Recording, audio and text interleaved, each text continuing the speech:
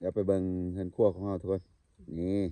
ท่านจอยบ่ได้ไปหายิ่งมันนี่ไปเลยเนี่ยเอายาวยุ่งนี่โอ้กำลังไปนี่ทุกคนน้องดาวพี่ลิงทุกคนกำลังถือติบเขาซุกบ่นึ่งเขาบ่อยู่ป่าอยู่เขานี่ก็ยังมีติบเขาเนาะนี่ทุกคนอันนี้จะเป็นเฮือนครัวของเราเฮือนครัวใหม่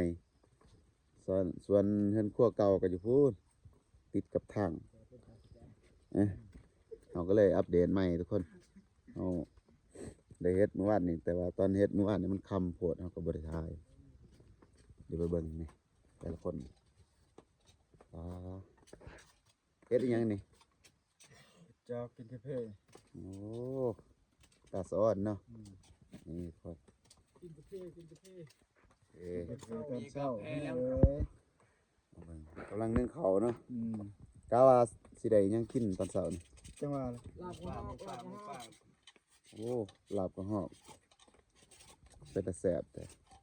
ทานได้ที่ทุกคนเห็ดเตี้ยงเสาด้วย